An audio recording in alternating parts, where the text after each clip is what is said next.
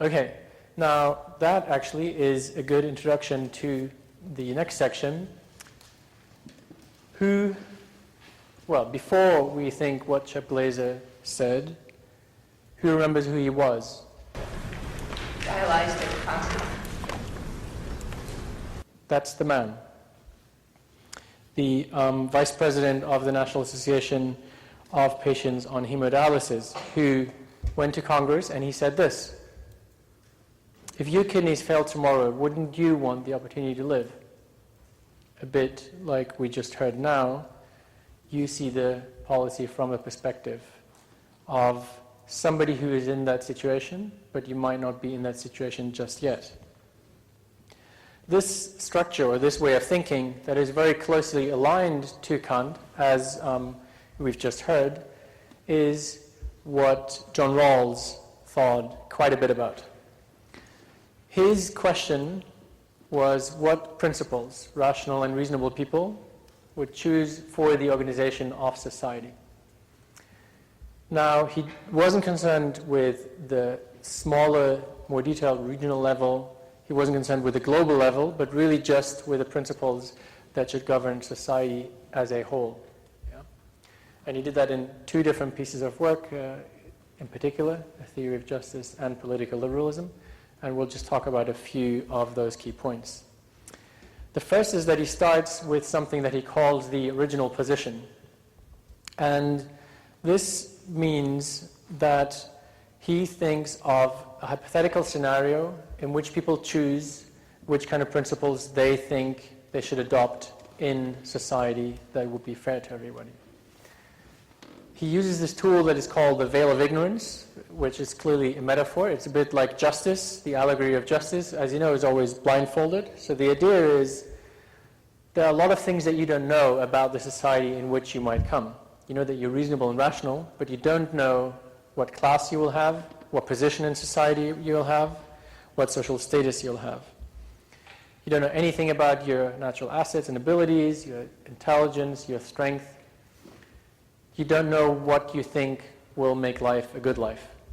If we ask all of us, we all have very different conceptions about this. These are the things that you have no idea about. In that sense, there's a veil of ignorance before us. We're thinking about a society in which we will have some position, and we don't know what that position would be. This is the original position from which we're starting out. What we do know is this, that people will have different ideas about what makes a life a good life, that they will have different, what Rawls calls comprehensive doctrines, and what this means is different systems of moral beliefs. So some people are Christians, some people are Muslims, some are Hindu, etc. People have different philosophies. Some of you lean more towards utilitarians, others more towards conceptions of deontology. And we also know that there is moderate scarcity. So not everybody can really get what they want. The task that people in this situation have is to choose the principles on which to assign basic rights and duties and to determine the division of social benefits. If you're in that situation, there are a couple of key things that will go through your mind.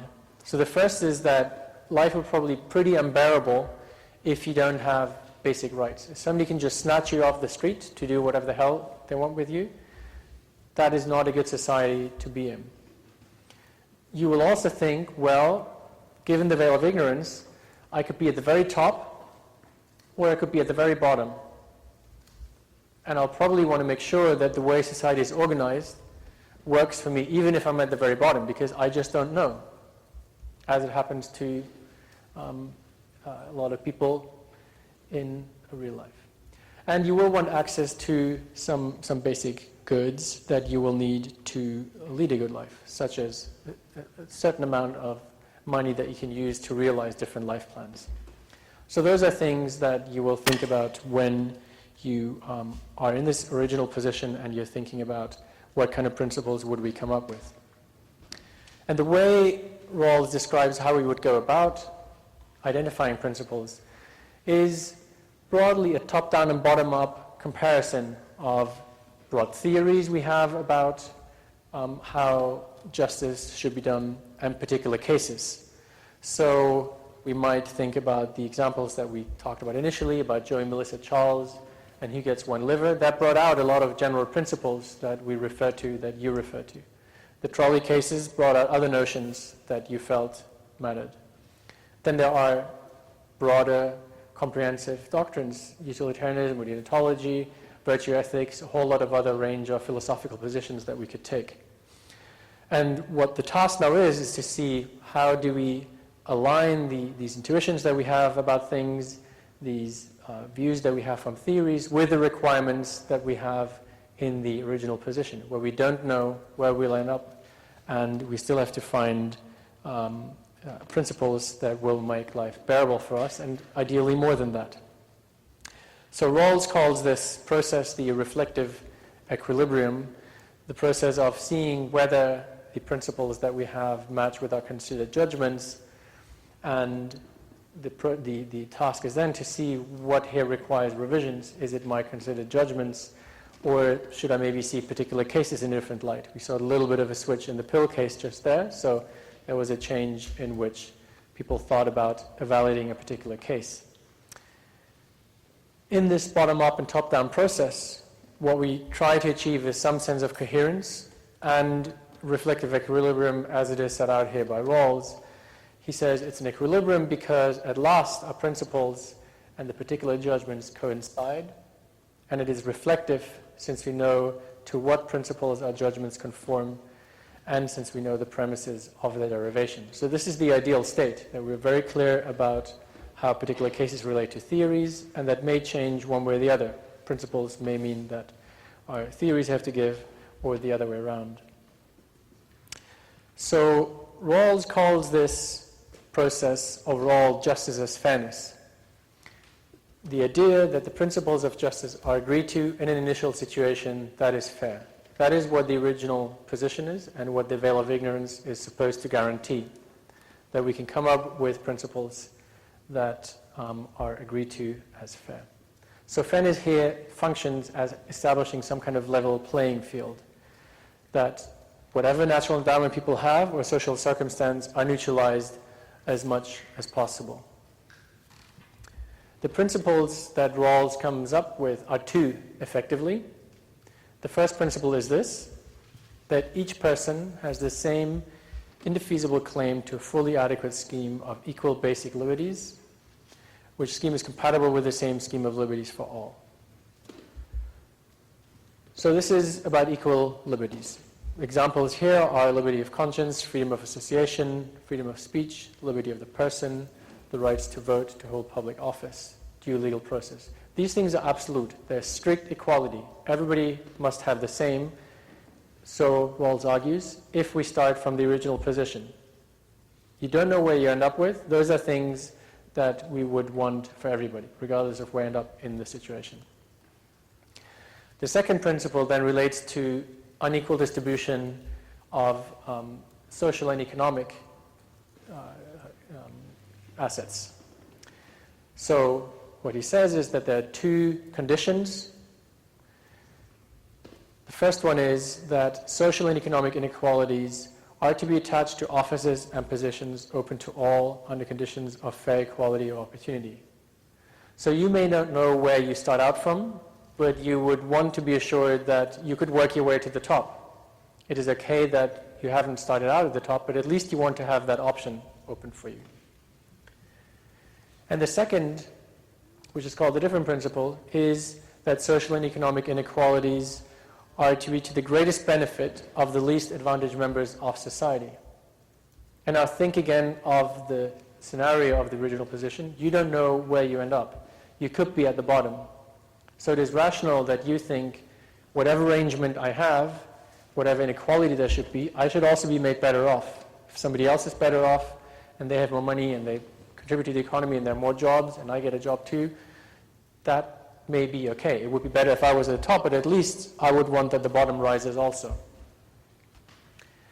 So he emphasizes that these principles are lexically ordered, and that just means, as in the alphabet, one comes after the other.